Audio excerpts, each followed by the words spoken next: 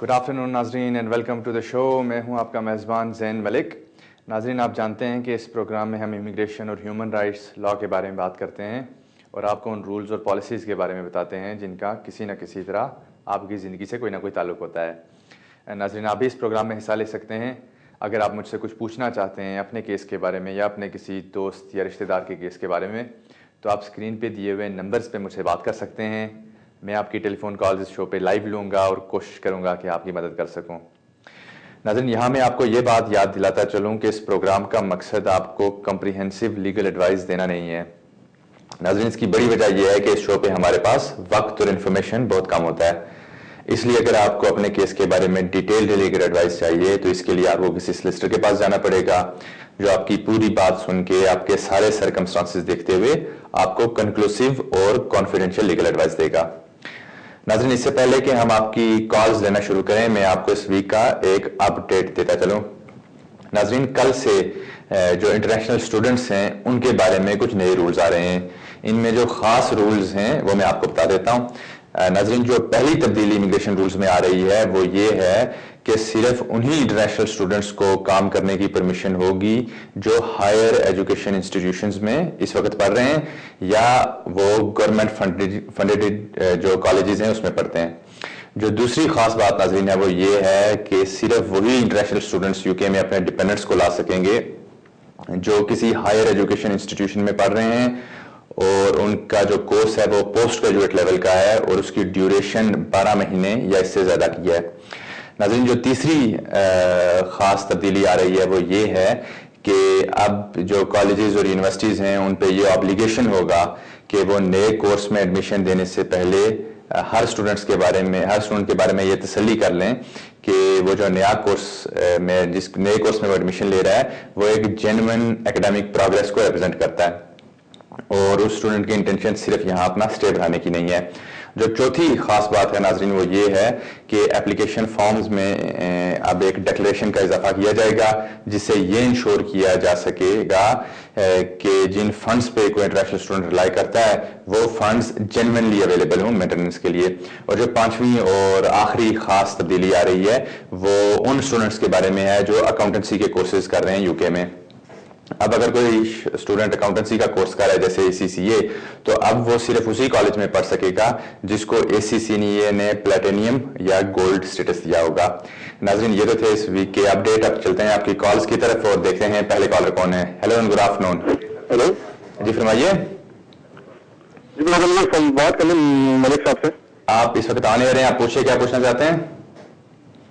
Sir मेरा दो सवाल है कि मैं 2006 में आया था, 2006 में मई में आया था और मैंने इथरो एयरपोर्ट पे केस किया था। अब मुझे 5 साल से कुछ ऊपर हो गए। लास्ट मार्च में मेरा केस रिफ्यूज कर दिया था होम ऑफिस ने और मेरे वकील ने कहा कि हम जुडिशल रिव्यू में जाएंगे, तो उनको पेपर लिखा था तो उसका अभी तक उन्होंने आंसर नहीं दिया। और मुझे ये पूछना कि मुझे इनका वेट करना चाहिए मेरे लेगेसी स्कीम का या मुझे जुडिशल रिव्यू में जाना चाहिए। और दूसरा क्वेश्चन ये है मलिक साहब कि अगर किसी को यहाँ से डिपोर्ट करते हैं फैमिली को, तो इसके लिए हम क्या हमारी सिग्नेचर की जरूरत होती है डॉक्यूमेंट के ऊपर कि नहीं होम ऑफिस अपने तरीके से कर देती है? लेकिन जहां तक आपके पहले सवाल का ताल्लुक है कि आप जुडिशियल रिव्यू के लिए आपको अप्लाई करना चाहिए या नहीं अप्लाई करना चाहिए, इस बारे में आपके लिए बेहतर ये होगा कि आप अपने सॉलिसिटर से बात करें और जैसा आपको आपका सॉलिसिटर कहता है वैसे करें, जो कि आपके सॉलिसिटर को आपके केस के बारे में ज्यादा पता होगा, उसने पेपर वर्क भी देखा होगा, उसको इस बात का भी अंदाजा होगा कि अगर आप जुडिशियल रिव्यू की एप्लीकेशन करेंगे तो उसमें क्या मेरिट्स होंगे, वो सक्सेसफुल होगी या नहीं होगी। मेरे लिए काफी मुश्किल है कि पेपर्स देखे बगैर मैं इस वक्त आपको बता सकूं कि आपको क्या करना चाहिए, लेकिन अगर सॉलिसिटर आपको ये एडवाइस कर रहा है कि आप जुडिशियल रिव्यू के लिए जाएं तो आपको जुडिशियल रिव्यू के लिए जाना चाहिए। जहां तक आपके दूसरे सवाल का ताल्लुक है, तो अगर कोई शख्स यहाँ या कोई फैमिली गैर कानूनी तौर पे यूके में रह रही है तो होम ऑफिस के पास ये पावर है कि उस फैमिली को, उस शख्स को किसी भी वक्त यहाँ से रिमूव किया जा सकता है। तो इसमें उस फैमिली के या उस शख्स के सिग्नेचर लेने की जरूरत नहीं होती। होम ऑफिस अगर ट्रैवल डॉक्यूमेंट होम ऑफिस के पास है तो वो ऐसी फैमिली को किसी भी वक्त यूके से रिमूव कर सकता है। आपकी कॉल का शुक्रिया। नाजरीन, चलते हैं नेक्स्ट कॉलर की तरफ। Hello and good afternoon. Hello good afternoon sir. जी फरमाइए। गुड आफ्टरनून सर जी, मैंने 2004 में असाइलम केस किया था। उसके बाद 2010 में मैंने लेगेसी में मेरा केस आया था, तो मैंने फोटोग्राफ जो फरवरी में 2010 में भेजा हुआ था। उसके बाद मुझे कोई जवाब नहीं है, तो मैंने फिर लास्ट जून में एमपी को राब्ता किया था। एमपी ने फिर लेटर भेजा था। फिर जुलाई में वो लोगों ने लास्ट ईयर के लेटर भेजा कि हम राब्ता करके फिर भेजेंगे। ठीक है, आज तक का कोई जवाब नहीं आया सर उसके बाद। ठीक है। देखिए, जो लेगेसी केसेस थे उनके बारे में होम ऑफिस ने ये अनाउंस कर रखा था कि इस साल के दिसंबर तक, जून जुलाई तक सारे केसेस, लेगेसी केसेस रिजॉल्व हो जाएंगे। जो मेजॉरिटी लेगेसी केसेस की है वो रिजॉल्व हो चुकी है, लेकिन बहुत एक कम तादाद केसेस की है जो अभी तक आउटस्टैंडिंग है। शायद आपका केस उन्हीं केसेस में है जिन पे अभी तक कोई डिसीजन नहीं हुआ। तो आपको ये चाहिए कि आप वेट करें और देखें कि होम ऑफिस वाले आपके केस पे क्या डिसीजन करते हैं। जैसा भी डिसीजन आएगा, अगर आपको स्टे ग्रांट करते हैं होम ऑफिस वाले तो प्रॉब्लम कोई नहीं है, लेकिन अगर रिफ्यूज करते हैं तो आपके लिए पॉसिबिलिटी होगी, ऑप्शन होगा कि आप उस रिफ्यूजल को चैलेंज कर सकें। इस स्टेज पे आपके लिए शायद ये बेहतर यही है कि आप वेट करें और देखें कि होम ऑफिस वाले आपके केस पे क्या डिसीजन करते हैं। आपकी कॉल का शुक्रिया। चलते हैं नेक्स्ट कॉलर की तरफ। नाजरीन, hello and good afternoon. Hello, good afternoon sir. जी फरमाइए। सर, हमने ना अपना मैरिज केस के लिए अप्लाई किया था सीओ सर्टिफिकेट के लिए, है ना, ये फरवरी में। ठीक है। तो अभी लास्ट हमारे को पेपर डॉक्यूमेंट सारे वापस आ गए। उसके अंदर उन्होंने लिखा है कि वी आर नॉट सेटिस्फाई, है ना। तो उसमें उन्होंने क्या किया कि मैंने अपना पासपोर्ट भी साथ में भेजा था। तो पासपोर्ट सर एक्सपायर हो गया था मेरा फरवरी में, तो वीजा भी नहीं था उसके ऊपर। तो अभी उन्होंने क्या किया, पासपोर्ट भेजा नहीं, वो भेज दिया इली में अपने लोकल इमिग्रेशन टीम के पास। तो उस पर लिखा कि आप अपना पासपोर्ट वहां से कलेक्ट कर सकते हैं। तो अभी हमारे को वहां जाना चाहिए या नहीं जाना चाहिए, बाकी अभी मैरिज के लिए क्या करना चाहिए, थोड़ा ये बता दीजिए। थैंक यू आपका। ठीक है। देखिए, जहां तक इस बात का ताल्लुक है कि आपको वहां जाना चाहिए या नहीं जाना चाहिए, ये अगर आप यूके से वापस जाना चाहते हैं तो आप बिल्कुल वहां जा सकते हैं, अपना पासपोर्ट ले सकते हैं और उस पासपोर्ट पे आप यूके से वापस जा सकते हैं। तो आपको जाने में कोई प्रॉब्लम नहीं है। अगर आप यहाँ रहना चाहते हैं और यहाँ शादी करना चाहते हैं तो जो सर्टिफिकेट ऑफ अप्रूवल का जो मैकेनिज्म था, जो स्कीम थी, अब वो खत्म हो गई है और अब आपको यहाँ शादी करने के लिए सर्टिफिकेट अप्रूवल लेने की जरूरत नहीं है। आप ऐसे ही किसी भी रजिस्ट्रार ऑफिस में जा सकते हैं, वहां शादी करने का नोटिस दे सकते हैं और जहाँ के शादी रजिस्टर करवा सकते हैं। आपकी कॉल का शुक्रिया। चलते हैं नेक्स्ट कॉलर की तरफ। नाजरीन, hello and good afternoon. Hello and good afternoon. वालेकुम सलाम। जी फरमाइए। जी, मेरा नाम अली है। जी अली जी, मैं 2000 में आया था। ठीक है। 4 में मैं रिफ्यूज हो गया था। 5 में मैंने अपना केस दोबारा रिव्यू करवा लिया था। ठीक है। तो 9 में मेरी यहाँ पर शादी भी मैंने कर ली थी गवर्नमेंट होम ऑफिस की अप्रूवल के तहत ना। तो मुझे 10 में मेरी ना डेफिनेट इलेक्शन में मिल गई है अप्रैल में। तो अब मैं ये पूछना चाहता हूँ कि भी मुझे ना नेशनलिटी के लिए कब अप्लाई करना पड़ेगा? 5 साल वेट करना पड़ेगा या इससे पहले मैं कर सकता हूँ? ठीक है। ठीक। देखिए, नेशनलिटी के लिए कानून ये है कि आपको ये डेमोन्स्ट्रेट करना पड़ता है कि आप 5 साल से कंटिन्यूसली यूके में रह रहे हैं। आपको इंडेफिनिट मिले हुए 1 साल का अरसा हो चुका है। 5 सालों के दौरान आप 450 डेज से ज्यादा यूके से बाहर नहीं रहे और आखिरी साल के दौरान जिस साल आप नेशनलिटी के लिए अप्लाई करते हैं उस साल आप 90 डेज से ज्यादा यूके से बाहर नहीं रहे। और इसके अलावा ये भी रिक्वायरमेंट है कि आपने life in UK test pass किया हो। जैसे ही आप ये रिक्वायरमेंट्स पूरी करें, आप नेशनलिटी के लिए अप्लाई कर सकते हैं। आपकी कॉल का शुक्रिया। चलते हैं नेक्स्ट कॉलर की तरफ। नाजरीन, hello and good afternoon. Hello, अस्सलाम वालेकुम। वालेकुम सलाम। जी फरमाइए। सर, मैंने एक बात कंफर्म करनी थी। एक्चुअली मैंने यहाँ पे मैरिज रजिस्टर करवाने के लिए हम गए थे और मेरी बात जो है वो ओवरस्टे है यहाँ पे। मैं ब्रिटिश नेशनल हूँ। तो जब वहाँ पे गए थे तो उन्होंने कहा कि वो हम होम ऑफिस को इन्फॉर्म करेंगे, वो चीजें हैं। तो बस वो मैंने पूछना था कि उसे रिमूव कर सकते हैं। और दूसरा सर, हमने last week I was trying to contact your office number which is 76135454 but no one is answering and क्या आपका नंबर चेंज हो गया? ठीक है। देखिए, जहां तक इस बात का ताल्लुक है, आपने जो पहला सवाल किया, अगर जैसे मैं पहले कॉलर को बता रहा था, अगर किसी शख्स की लीव एक्सपायर हो जाती है और या कोई गैर कानूनी तौर पे आता है और यहाँ उसको रहने यहाँ कंटिन्यू करता है यहाँ रहना, तो होम ऑफिस के पास ये पावर है कि उस शख्स को किसी भी वक्त यहाँ से रिमूव किया जा सकता है। अब अगर कोई शख्स एप्लीकेशन करता है, कोई ह्यूमन राइट्स क्लेम करता है, तो होम ऑफिस की पॉलिसी ये है कि वो तब तक उसको यूके से रिमूव नहीं करते जब तक उसकी एप्लीकेशन पे जो उसकी रिक्वेस्ट है उस पर कोई ना कोई डिसीजन नहीं हो जाता। आपकी कॉल का शुक्रिया। चलते हैं नेक्स्ट कॉलर की तरफ। नाजरीन हेलो एंड गुड आफ्टरनून।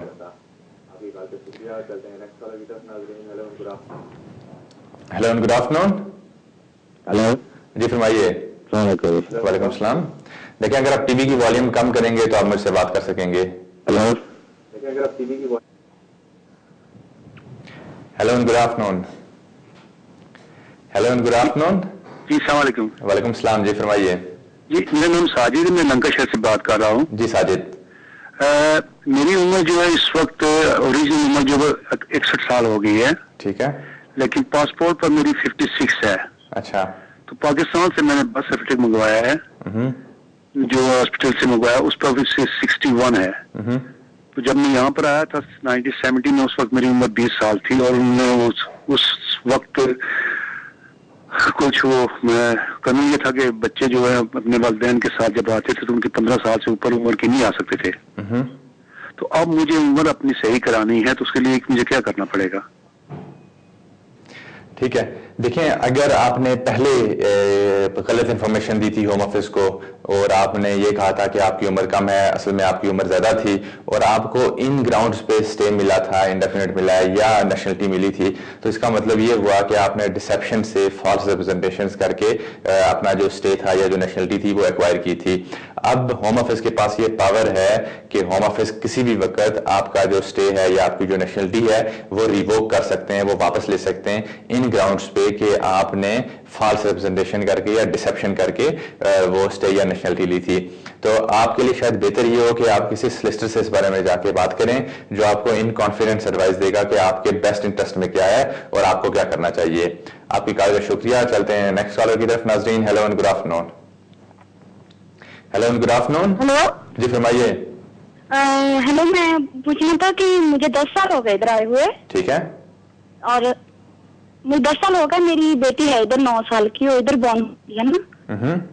और मैं पूछना FLOR मेरी एप्लीकेशन लाई है, वो अभी तक मेरा कोई जवाब नहीं आया। 7 मंथ हो गए। ठीक है।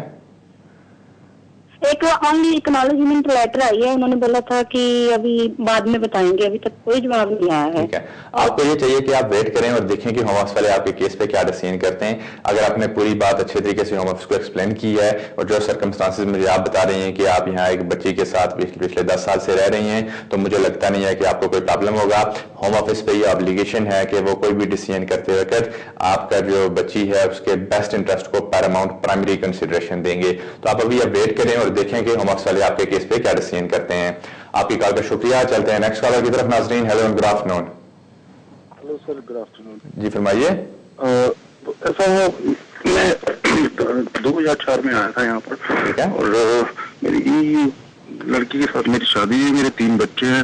लास्ट ईयर मेरी मैरिज हुई थी और अभी तक मुझे कोई जवाब नहीं आया। मैं वकील को रोज फोन करता हूँ, वो मुझे कहते हैं कि अभी पीछे मुझे पता लगा कि उन्होंने पेपर रिफ्यूज करके भेजे है कि भाई आपके पेपर कंप्लीट नहीं है। इसका मतलब क्या होता है कि आपका केस रिफ्यूज हो गया है। और दूसरा सवाल यह है कि उन्होंने अभी मुझे जुडिशियल रिव्यू में भेजा उन्होंने पेपर, तो ये कब तक आ जाएंगे मुझे प्लीज बता देंगे तफसील में। मैं आपका देखें इस बारे में मैं आपकी को शायद ज्यादा हेल्प ना कर सकूं। आपको ये चाहिए कि आप अपने सोलिसिटर से इस बारे में बात करें, वो आपको बेहतर बता सकता है कि आपकी एप्लीकेशन रिफ्यूज हुई थी या आपकी एप्लीकेशन होम ऑफिस ने सिंपली वापस की थी। ये इंटायरली डिपेंड करता है कि होम ऑफिस ने अपना जो लेटर भेजा था आपका एप्लीकेशन रिफ्यूजल वापस भेजते वक्त उसमें क्या लिखा था। तो आपके सोलिसिटर को इस बारे में ज्यादा पता होगा, आप इस बारे में उससे बात करें। जहां तक इस बात का ताल्लुक है कि जुडिशियल रिव्यू में कितना टाइम लगता है या उसके कितने चांसेस हैं, अगेन मैं इस बारे में शायद आपकी को ज्यादा मदद ना कर सकूं, क्योंकि मुझे नहीं पता कि आपकी एप्लीकेशन रिफ्यूज किन ग्राउंड्स पे हुई है या होम ऑफिस ने वापस किन ग्राउंड्स पे भेजी है, आपने जुडिशियल रिव्यू के लिए क्या कब अप्लाई किया है, उसके क्या ग्राउंड्स थे। तो जब तक किसी को ये पूरी बात पूरी इन्फॉर्मेशन नहीं होगी कोई शायद आपकी ज्यादा हेल्प ना कर सके। आपको भी ये चाहिए कि आप अपने सोलिसिटर से इस बारे में बात करें और वो इस बारे में आपको बेहतर गाइड कर सकता है कि आपको आगे क्या करना चाहिए। आपकी कॉल का शुक्रिया। चलते हैं नेक्स्ट कॉलर की तरफ। नाजरीन हेलो एंड गुड आफ्टरनून। अस्सलाम वालेकुम। वालेकुम सलाम। जी फरमाइए। हेलो, मेरा नाम मोहम्मद बाबर है। जी बाबर। हेलो, मैं आपकी बात सुन रहा हूँ बाबर, कहिए। अच्छा, मुझे ये पूछना कि मेरे ना अभी मेरा छोटा भाई जो है कनाडा में सिटीजन है, कनाडा के ना। ठीक है। तो वो इधर आना चाहते हैं। तो मेरे अब्बू जो है वो रिटायर्ड है उधर। तो उनके बारे में, मेरे अब्बू के बारे में पूछना है कि उनको इधर वो उनके सारे जो बेनिफिट्स वगैरह वो मिलेंगे इधर या वो नहीं मिलेंगे? यहाँ वो परमानेंटली आना चाहते हैं, किस लिए आना चाहते हैं? परमानेंट इधर आना चाहते हैं। और एज क्या आपके फादर की? ओवर 70 है। ठीक है, देखें आपके फादर को 4 रिक्वायरमेंट्स हैं, जो 4 बेसिक रिक्वायरमेंट्स हैं वो पूरी करनी पड़ेंगी।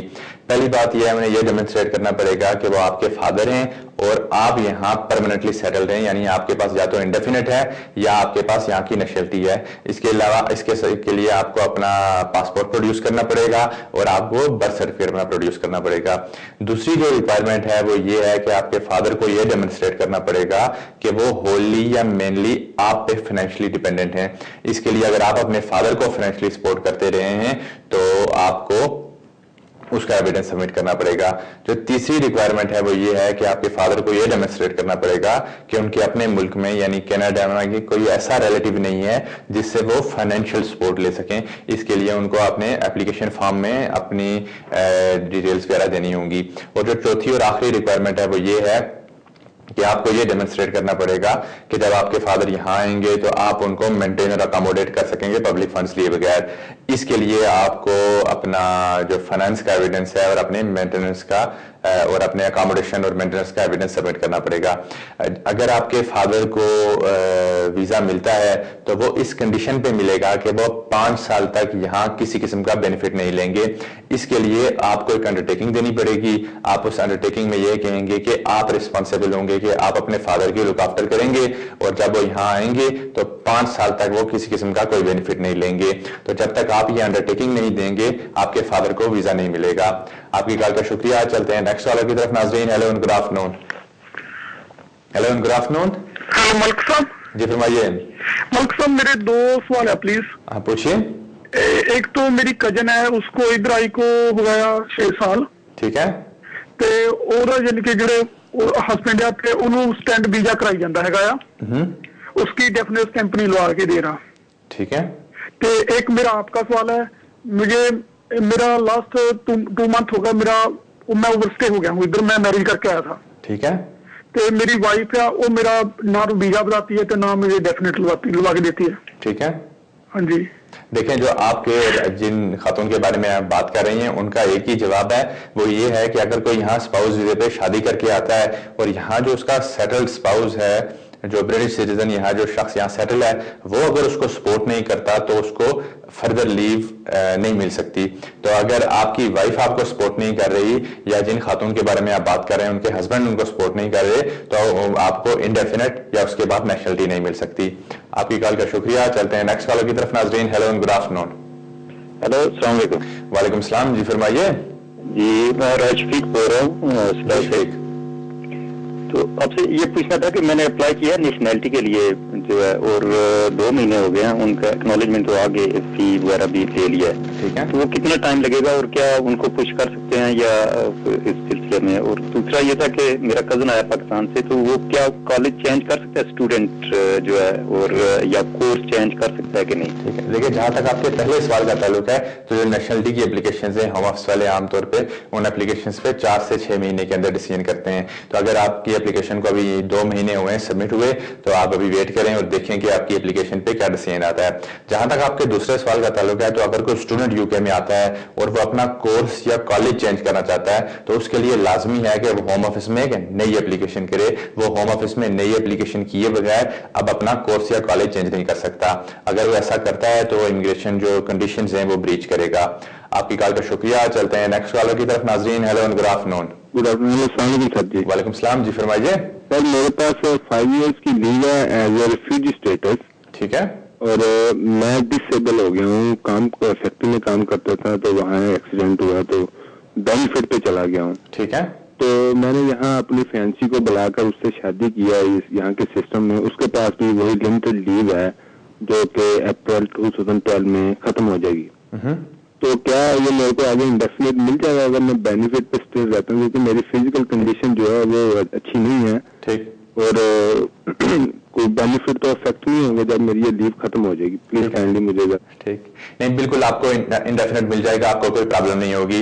अगर किसी को रिफ्यूजी स्टेटस मिलता है या ह्यूमन राइट्स की बेस पे किसी को स्टे मिलता है तो उसको ये डेमोन्स्ट्रेट करने की जरूरत नहीं होती कि वो यहाँ अपने आप को पब्लिक फंड्स लिए बगैर मेंटेन और अकोमोडेट कर सकता है। क्योंकि आपके पास रिफ्यूजी स्टेटस है, आप इंटाइटल हैं कि आप यहाँ बेनिफिट ले सकें, आप पे मेंटेनेंस और अकोमोडेशन की प्रोविजंस अप्लाई नहीं होती। और इसी तरह जब आप इंडेफिनिट के लिए अप्लाई करेंगे तो आपकी एप्लीकेशन इन ग्राउंड पर रिफ्यूज नहीं हो सकती कि आप यहाँ पब्लिक फंड्स ले रहे हैं और काम नहीं कर रहे।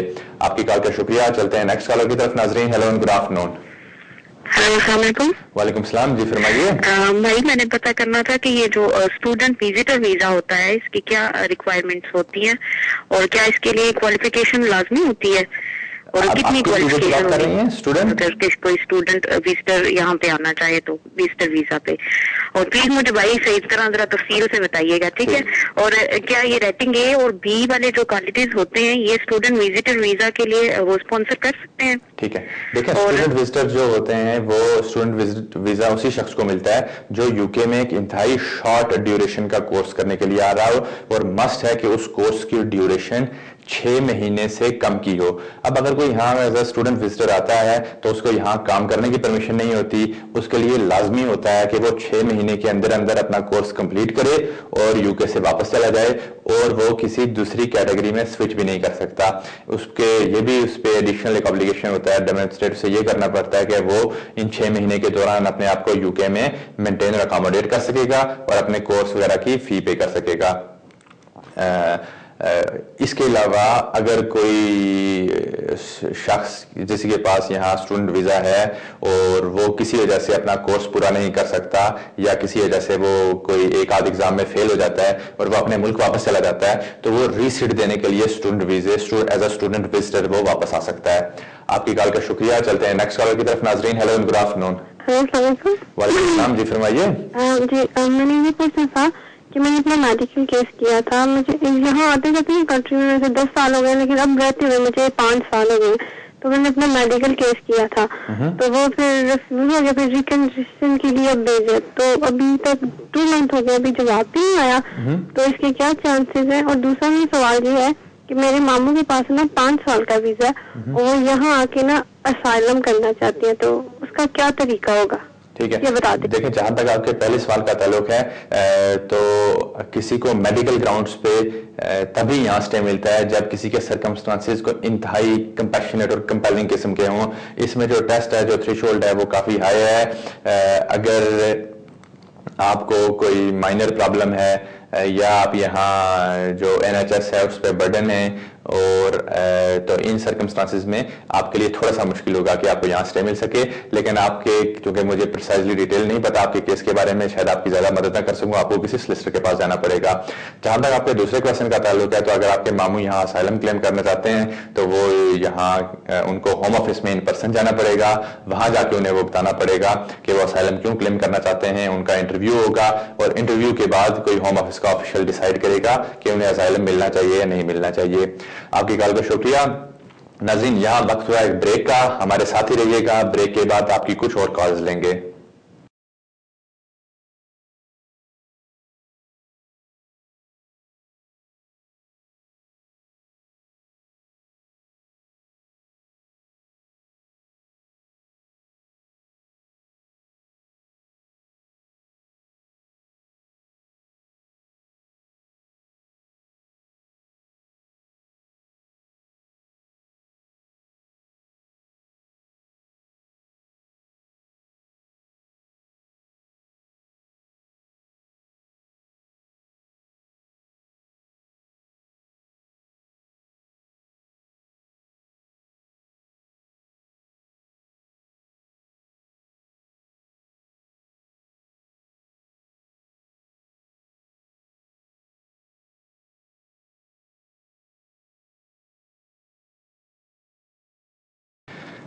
वेलकम बैक नाजरीन, वक्त जाए किए बगैर चलते हैं आपकी कॉल्स की तरफ और देखते हैं हमारे साथ कौन है। Hello and good afternoon.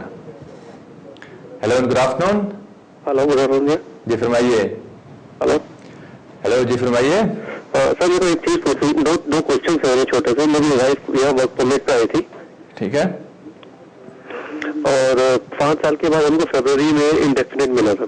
ठीक है, तो उसके बाद मेरी अब 2 साल की डॉटर है, तो मुझे ये चीज पूछनी है कि मैं हमारे लिए तो शायद रूल्स हैं कि हमें नेशनैलिटी के लिए 1 साल के बाद अप्लाई करना होता है, लेकिन क्या मैं अपनी डॉटर के लिए नेचुरलाइजेशन का सर्टिफिकेट फॉर्म भी भेज सकता हूँ? आपकी डॉटर पैदा कहाँ हुई थी? यहाँ यूके में। ठीक है, देखिए अगर आपकी जो बेटी है वो यूके में पैदा हुई थी और आपको अब इंडेफिनिट मिल चुका है, तो आपकी जो बेटी है वो रजिस्ट्रेशन के लिए अप्लाई कर सकती है, उससे कोई प्रॉब्लम नहीं है। आपकी कॉल का शुक्रिया। चलते हैं नेक्स्ट कॉलर की तरफ। नाजरीन, hello and good afternoon. Hello and good afternoon. Hello, अस्सलाम वालेकुम मलिक साहब। वालेकुम सलाम, जी फरमाइए। साहब, मेरा क्वेश्चन ये है कि मैं अपने 10 ईयर्स जो है वो कंप्लीट कर रहा हूँ इसी महीने यहाँ पे, और मैं मेरी वाइफ भी मेरे साथ है जो कि फुल टाइम स्टूडेंट है यूनिवर्सिटी में। क्वेश्चन ये है कि अब चूंकि हम दोनों का जो लीव टू रिमेन है वो अगले माह के आखिर में एक्सपायर हो रही है, और मैं तो ILR के लिए अप्लाई कर रहा हूँ 10 ईयर्स की बेस पे। मेरी वाइफ के लिए आप क्या सजेस्ट करते हैं? क्या वो स्टूडेंट एक्सटेंशन करवाएं? वो PhD स्टूडेंट है, ठीक है, वो एक्सटेंशन करवाएं या फिर वो FLRM मेरे साथ भेजें स्पाउस वीजे के लिए? आपकी वाइफ को यहाँ कितना अर्सा हो गया है? मुझे 10 साल हो गए हैं, मेरी वाइफ को यहाँ पे 7.5 साल हो गए। ठीक है, देखिए आपको तो इंडेफिनिट मिल जाएगा, आपको कोई प्रॉब्लम नहीं है, क्योंकि आपके यहाँ 10 साल कंटिन्यूसली लॉफुली जैसा आप मुझे बता रहे हैं कि पूरे हो चुके हैं। लेकिन आपकी जो वाइफ है वो अभी इंडेफिनिट के लिए क्वालिफाई नहीं करेंगी। अब उनके पास 2 ऑप्शन है। एक ऑप्शन ये है कि वो FLRM एक फॉर्म होता है, वो फिल करके आपकी एप्लीकेशन के साथ ही एप्लीकेशन कर सकती हैं। अगर आपको इंडेफिनिट मिलेगा तो आपके साथ उनको भी 2 साल की लीव मिल जाएगी as a spouse of someone who is present and settled in this country, और 2 साल के बाद आपकी वाइफ को इंडेफिनिट मिल जाएगा। जो दूसरा तरीका है वो ये है कि अगर वो कंटिन्यू स्टडीज यहाँ करना चाहती हैं तो वो as a student further leave के लिए अप्लाई कर सकती हैं। अगर उनके पास इस वक्त स्टूडेंट लीव है, अगर वो रूल्स की रिक्वायरमेंट पूरी करती हैं तो उन्हें फर्दर लीव मिल जाएगी, और जब वो अपनी कैपेसिटी में यहाँ 10 साल पूरे करें तब वो इंडेफिनिट के लिए अप्लाई कर सकती हैं। लेकिन आपके लिए शायद बेहतर ये हो कि जो पहला ऑप्शन है वो आप एक्सरसाइज करें, इससे ये होगा कि आपकी वाइफ को थोड़ा जल्दी इंडेफिनिट मिल जाएगा। आपकी कॉल का शुक्रिया। चलते हैं नेक्स्ट कॉलर की तरफ। नाजरीन, hello and good afternoon. Hello, अस्सलाम वालेकुम जी। वालेकुम सलाम, जी फरमाइए। जनाब, एक सवाल पूछना था। मुझे 7 साल हो गए इस मुल्क में आए हुए। ठीक है, और अभी मैंने टियर 1 जनरल हुआ है मेरा। तो पूछना ये था कि मैं इंडेफिनिट के 10 साल वाला कानून मुझ पर अप्लाई होगा, और अगर होगा तो वो कब तक मैं अप्लाई करूंगा? मुझे 10 साल होने के बाद या क्या करेंगे? देखिए, बिल्कुल जो 10 साल का रूल है वो ये कहता है कि अगर आप यहाँ कंटिन्यूसली लॉफुली 10 साल तक रहें, किसी भी कैटेगरी में रहें, और आपने life in UK test pass किया हो और कोई ऐसी रीजन ना हो, कोई पब्लिक इंटरेस्ट की रीजन ना हो जिससे ये आपको इंडेफिनिट देना डिजायरेबल ना हो, जैसे कोई आपकी क्रिमिनल कन्विक्शन वगैरह ना हो, तो आपको इंडेफिनिट मिल जाएगा जैसे ही आप 10 साल यूके में पूरे करेंगे। तो अगर आपने जैसा मुझे बताया 7 साल से यहाँ रह रहे हैं, अगर टियर 1 आपको लीव मिली है, तो जैसे ही आपके 10 साल पूरे हों आप इंडेफिनिट के लिए अप्लाई करते हैं। आपकी कॉल का शुक्रिया। चलते हैं नेक्स्ट कॉलर की तरफ। नाजरीन, hello and good afternoon. Hello and good afternoon. Hello and good afternoon. वालेकुम सलाम, जी फरमाइए। जी, मेरा नाम हसन है।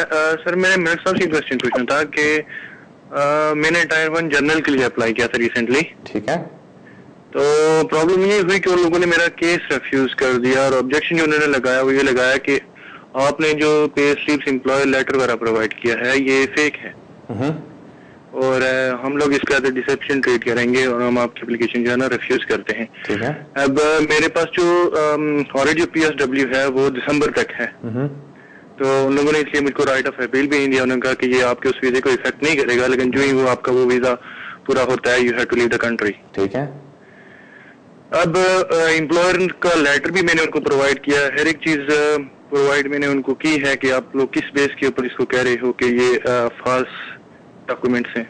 ठीक है, रिव्यू के लिए भेजा, हम स्टिल वेटिंग। सो अगर आप मुझको कुछ ठीक है, देखिए आप बता सके। ठीक है, देखिए अगर आप इस डिसीजन को इस वक्त चैलेंज नहीं करते तो फिर आपके लिए काफी मुश्किल हो जाएगा कि बाद में आप अब फर्दर लीव यहाँ ले सकें, और उस वक्त आप ये कह सकें कि ये जो डिसीजन था ये गलत था।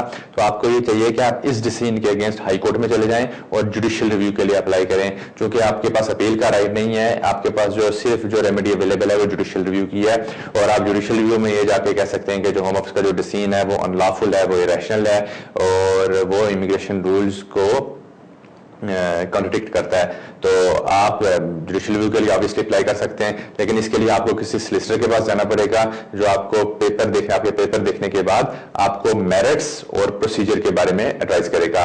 आपकी कॉल का शुक्रिया। चलते हैं नेक्स्ट कॉलर की तरफ। नाजरीन, hello and good afternoon.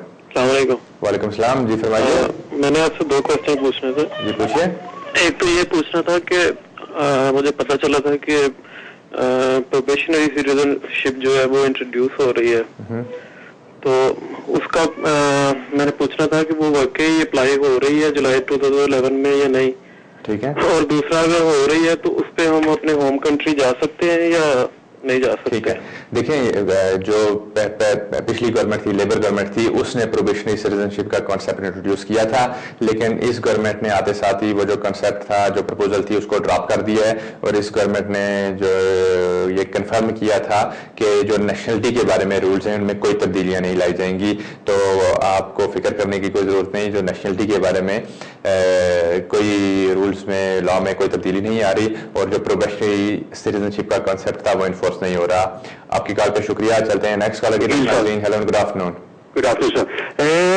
2 question है जी, अगर थोड़ा टाइम दें आप तो। जी जी पूछिए। मेरी सिस्टर विजिटर आई है पाकिस्तान से। ठीक है जी, तो उसके बच्चे 3 पासपोर्ट उनके पास ब्रिटिश है, पर 2 पाकिस्तान के हैं।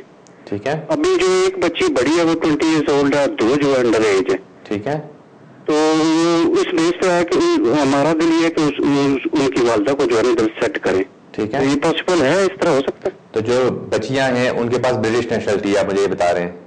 वो 3 पाकिस्तान की है। तो उनके पास नेशनलिटी कौन सी है? नेशनलिटी ब्रिटिश है उनके पास, क्योंकि उनका डैड जो छोड़ चुका है उनकी माँ को।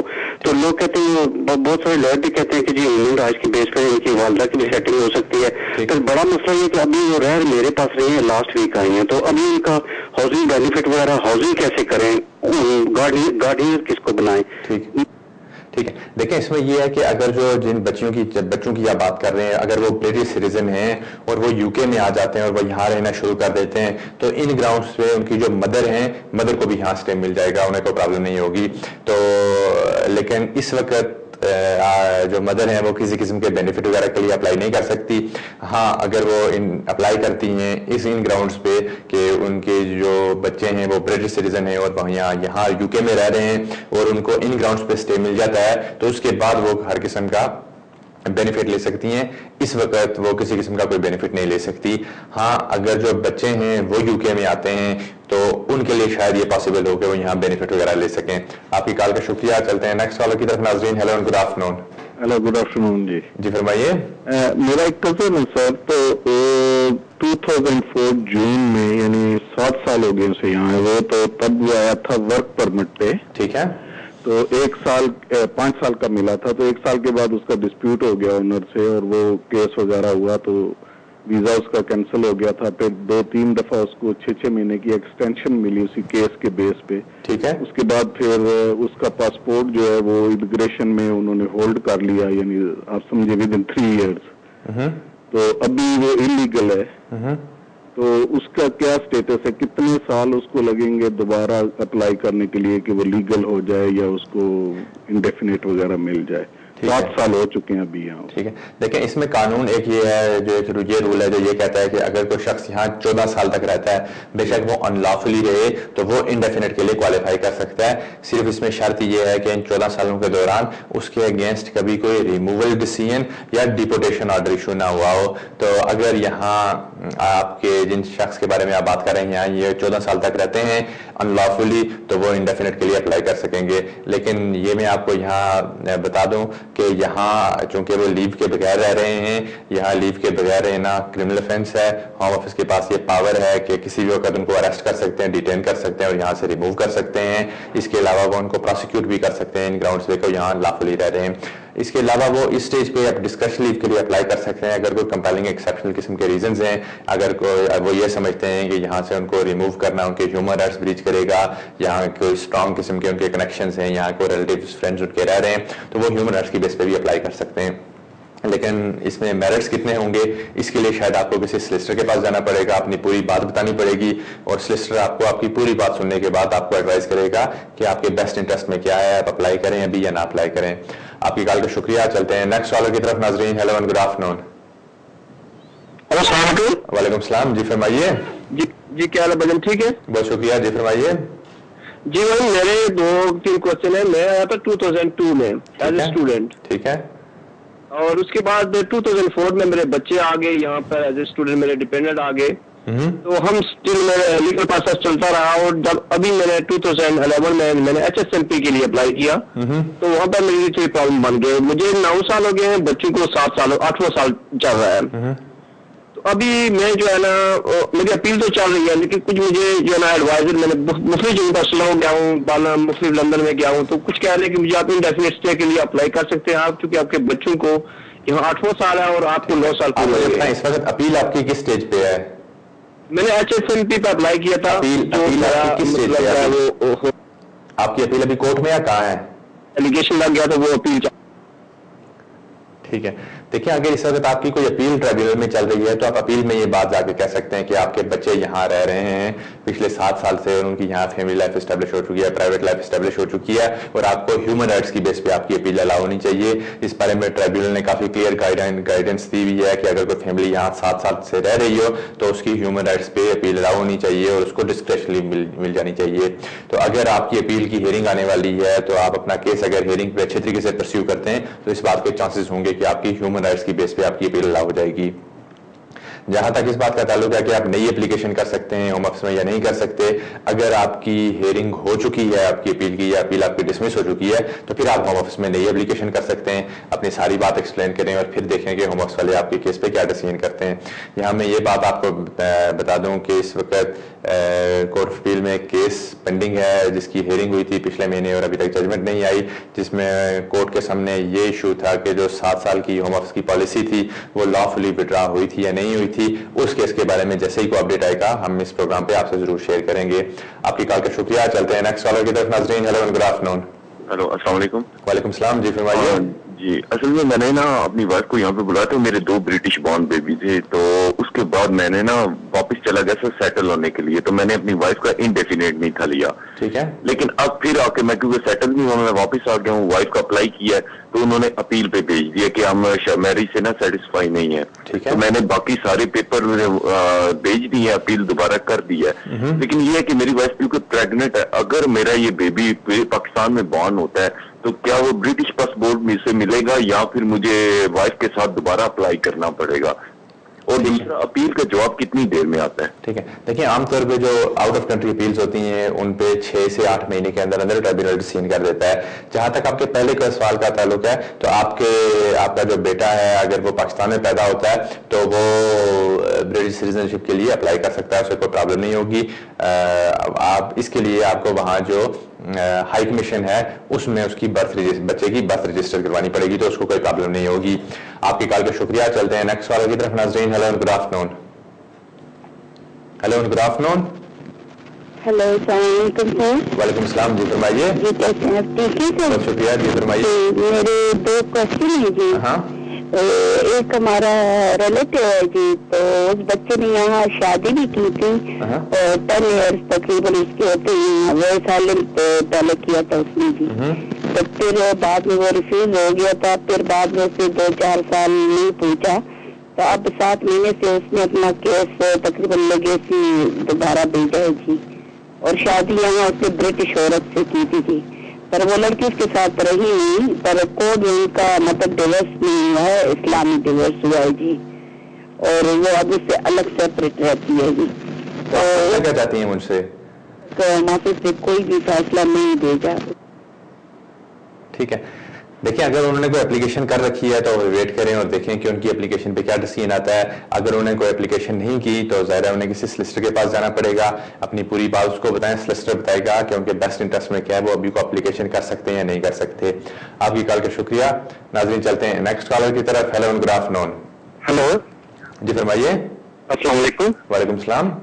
सर मैं कुछ क्वेश्चन करना चाहता हूँ। मैं इस कंट्री में 2004 में आया था विजिट वीजा पे, ठीक है, तो उसके बाद मैं ओवर वापस नहीं गया, तो मुझे लास्ट ईयर मुझे उन्होंने पकड़ लिया था इमिग्रेशन वालों ने, और मेरा इंटरव्यू वगैरह लेके मुझे वापस कंट्री रिमूवल का ऑर्डर कर दिया था, ठीक है। अब मैंने किसी वकील के थ्रू एप्लीकेशन डाली है लैंग्वेज में, ठीक है, क्या उसमें लैंग्वेज स्ट्रीम में मैं आता हूँ या नहीं आता, क्या यानी कि हो सकता है?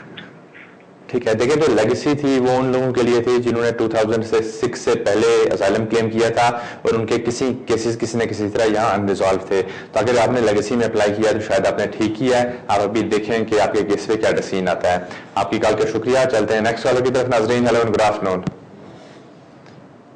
Hello and good afternoon. Hello जी फरमाइए। वालेकुम सलाम। सर मैंने पूछा था कि 10 साल का जो पीरियड होता है उसमें 10 साल आपको कंप्लीट करने होते हैं कि 9 साल 8 महीने या 9 साल 10 महीने होते हैं? क्योंकि मैंने PSW अप्लाई करना है और उसमें मेरे 2 मंथ का गैप आ जाएगा 10 इयर्स कंप्लीट होने में।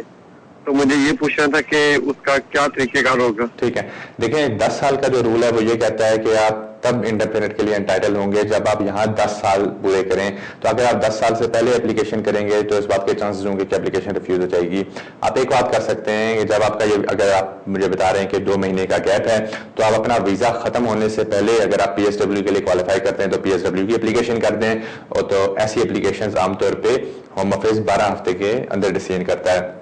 तो जैसे ही आपका ये 2 महीने का गैप पूरा और आपके 10 साल पूरे हों, आप एक नई एप्लीकेशन होम ऑफिस में करें और होम ऑफिस से ये रिक्वेस्ट करें कि जो आपने पहले एप्लीकेशन की थी उसको वेरी किया जाए। और अब के चूंकि आपके यहाँ 10 साल पूरे हो चुके हैं इसलिए आपको इंडेफिनिट दिया जाए। आपकी पहली एप्लीकेशन को दूसरी एप्लीकेशन रिप्लेस कर लेगी, वेरी कर लेगी। और अगर आप रूल्स की रिक्वायरमेंट्स पूरी करते हैं तो आपको इंडेफिनिट मिल जाएगा। आपकी कॉल का शुक्रिया। चलते हैं नेक्स्ट कॉलर की तरफ। नाजरीन, हेलो एंड गुड आफ्टरनून। वालेकुम सलाम। जी फरमाइए। सर आपसे एक क्वेश्चन पूछ रहा था कि सर मैं यहाँ पे ऑस्ट्रेलिया विजिटर पे आया था। तो मेरी सर यहाँ पे शादी हुई है, इस्लामी शादी हुई है बेड सिटी के साथ। मेरे पास बेड सिटीजन है। तो सर वो अभी डिसेबल्ड है मेंटली। ठीक है, तो मैं बस ट्रेनिंग, तो अभी बेस्ट ऑप्शन क्या होना चाहिए कि मैं यहाँ से कौन सी एप्लीकेशन करूँ? ठीक है, देखिए आप ह्यूमन राइट्स की बेस पे यहाँ एप्लीकेशन कर सकते हैं। अपनी पूरी बात अच्छे तरीके से एक्सप्लेन करें। होम ऑफिस आपके सारे सर्कमस्टांसेस देखेगा और आपके केस पे डिसीजन करेगा। तो ये आप कर सकते हैं स्टेज पे। आप चूंकि ओवर स्टे हैं इसलिए आप अंडर इमिग्रेशन रूल्स आपको स्टे नहीं मिल सकता। अगर आपको स्टे मिलेगा तो आपको अंडर ह्यूमन राइट्स प्रोविजंस मिलेगा। आपकी कॉल का शुक्रिया। चलते हैं नेक्स्ट कॉलर की तरफ। नाजरीन, hello and good afternoon. Hello and good afternoon. Hello जी फरमाइए। वालेकुम सलाम जी। जी फरमाइए। एक तो ये पता करना चाहता जितना मैं ना 2004 ਚ ਆਇਆ ਸੀ ਇੱਥੇ। ठीक है, 2004 दिसंबर ਚ ਤੇ ਮੇਰੇ ਨਾ ਕੈਲੇ ਵਾਟਰ ਤੇ ਹੋ ਗਏ यूके ਦੀ ਇਮੀਗ੍ਰੇਸ਼ਨ ਨੇ ਨਾ ਕੱਲ ਤੋਂ ਮੇਰੇ ਫਿੰਗਰਪ੍ਰਿੰਟ। ठीक है, ਤੇ ਜਦੋਂ ਮੈਂ 2006 ਵਿੱਚ ਇੱਥੇ ਖੜ ਹੋਇਆ ਸੀ ਜਦੋਂ ਹੈਟਨ ਤੇ ਇਮੀਗ੍ਰੇਸ਼ਨ ਸੱਦੀ ਸੀ ਤਾਂ ਉਹਨਾਂ ਨੇ ਮੇਰੇ ਕਹਿੰਦੇ ਸੀ ਤੂੰ ਨਿਊਯਾਰਕ ਤੋਂ ਆਇਆ ਹੈ, ਠੀਕ ਹੈ। ਉਹਨਾਂ ਨੇ ਮੈਨੂੰ ਕਿਹਾ ਤੁਸੀਂ ਜਾਓ ਤੇ ਉਹ ਫਰਮਿੰਗ ਸਾਈਨ ਕਰਨ ਜਾਇਆ ਕਰਨਾ। ਤੇ ਮੈਂ ਗਿਆ ਨਹੀਂ ਸੀਗਾ ਸਾਈਨ ਕਰਨ। ਤੇ ਹੁਣ ਮੈਂ ਉਹਨਾਂ ਜਿੱਦਾਂ ਕੱਲ ਪਰਸੋਂ ਫੇਰ ਫੜ ਹੋ ਗਿਆ ਸੀਗਾ ਤੇ ਉਹਨਾਂ ਨੇ ਇਮੀਗ੍ਰੇਸ਼ਨ ਸੱਦੀ। ਹੁਣ ਉਹਨਾਂ ਨੇ ਮੈਨੂੰ ਪੇਪਰ ਦੇ ਦਿੱਤਾ ਕਿ ਤੂੰ ਕਾਉਂਸਲਰ ਸਾਈਨ ਕਰਨ ਜਾਣਾ ਹੈ ਕਿਉਂਕਿ ਮੈਂ ਲੰਡਨ ਹੈ ਨਾ। ਤੇ ਇਹਦੇ ਬਾਰੇ मैं पता करना ਸੀ ਭਾਜੀ ਮੈਨੂੰ ਜਾਣਾ ਉੱਥੇ चाहिए ਜਾਂ कितना। लेकिन अगर होम ऑफिस ने आपको से ये कहा है कि आपको साइन करने के लिए आना है, आपको टेम्परेरी डिटेंशन दिया है तो आपको साइन करने के लिए जाना चाहिए। इस बात के चांसेस होंगे कि आपको वहाँ डिटेन कर लेंगे होम ऑफिस वाले और आपको यहाँ से रिमूव कर लेंगे क्योंकि आपके पास यहाँ रहने की कोई बेसिस नहीं है। आपके लिए शायद बेहतर ये हो कि वहाँ जाने से पहले किसी सॉलिसिटर से मिलें, उससे इन कॉन्फिडेंस एडवाइस लें कि आपके बेस्ट इंटरेस्ट में क्या है और आपको क्या करना चाहिए। आपकी कॉल का शुक्रिया। नाजरीन, चलते हैं नेक्स्ट कॉलर की तरफ। Hello and good afternoon. Hello and good afternoon. Hello and good afternoon. Hello अस्सलाम वालेकुम। वालेकुम सलाम। जी फरमाइए। जी सर मलिक साहब खैरियत? बहुत शुक्रिया। जी फरमाइए। Hello and good afternoon. Hello and good afternoon. Hello अस्सलाम वालेकुम जी। वालेकुम सलाम। जी फरमाइए। आमिर मेरा नाम है जी, मैं लेस्टर से बोल रहा हूँ। जी आबिद। मेरा सवाल था कि मैंने 2 वीक पहले ही एप्लीकेशन डाली है इंडिपेंडेंस की। मेरी जो सिस्टर है ना वो EEA नेशनल है, ठीक है, उनके बिहाफ पे। ठीक है। तो मेरा सवाल ये था कि जब मुझे इनकी एक्नॉलेजमेंट आएगी तो मुझे काम करने की इजाजत होगी इस पे। और मुझे यहाँ पे रहते हुए 6 साल हो गए हैं यूके में। तो मुझे पहले मालूम था, मुझे अभी पता चला है कि ये आप कोई EEA नेशनल का ना एप्लीकेशन डाल सकते हैं। तो अभी आपके पास कोई वीजा है, कोई लीव है इस वक्त आपके पास? नहीं, अवश्य। ठीक है, देखें अगर आपने एप्लीकेशन को कर रखी है और उसकी एक्नॉलेजमेंट आती है तो उस ग्राउंड पे आपको यहाँ काम करने की परमिशन नहीं होगी। आपको काम करने की परमिशन तब ही होगी जब आपको यहाँ स्टे मिलेगा। आपकी कॉल का शुक्रिया।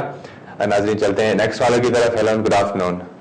अस्सलाम वालेकुम जी। वालेकुम सलाम जी, फरमाइए। सर मुझे दो क्वेश्चन थे। एक तो क्वेश्चन ये था, मैंने आपसे पूछना था, मेरा बेबी यहाँ बोर्न हुआ, मैं स्टूडेंट वीजे पे हूँ और उसके वीजे के लिए मुझे क्या क्या पेपर सबमिट करने पड़ेंगे। और दूसरा क्वेश्चन मेरा साहब ये था, मैंने पूछना था ये जो डिपेंडेंट की जो है एप्लीकेशन है, वो कह रहे थे कि जुलाई के बाद जो है वो नहीं आ सकते, तो मेरा डिपेंडेंट वीजा एक्सपायर होगा 9 जून में, तो उसका यहीं से रिन्यू हो जाएगा वीजा?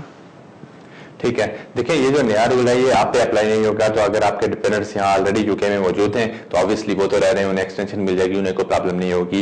ये जो नया रूल है ये जो उन स्टूडेंट्स के लिए है जो कल के बाद यूके में आएंगे, वो अपने डिपेंडेंट्स को यूके में नहीं ला सकेंगे। जहाँ तक आपके इस बात का ताल्लुक है कि आपका एक चाइल्ड बॉर्न हुआ है यहाँ, और उसके लिए आपको क्या करना चाहिए, आप होम ऑफिस में सिंपल एप्लीकेशन करेंगे, आप अपना पासपोर्ट भेजेंगे साथ और बर्थ सर्टिफिकेट बच्चे का भेजेंगे, और आपके बच्चे को भी जितनी आपकी ड्यूरेशन है उतना ही आपके बच्चे को भी स्टे मिल जाएगा। आपकी कॉल का शुक्रिया। नाज़रीन, हमारा और आपका साथ यहीं तक का था। प्रोग्राम का वक्त अब खत्म होने को है। जो लोग फोन करने की कोशिश करते रहे उनसे और जिनसे बात नहीं हो सकी उनसे माजरत। मैं कोशिश करूंगा कि नेक्स्ट संडे को आपकी ज्यादा से ज्यादा टेलीफोन कॉल्स दे सकूं। तब तक के लिए अपना बहुत ख्याल रखिएगा। Good bye and all the best.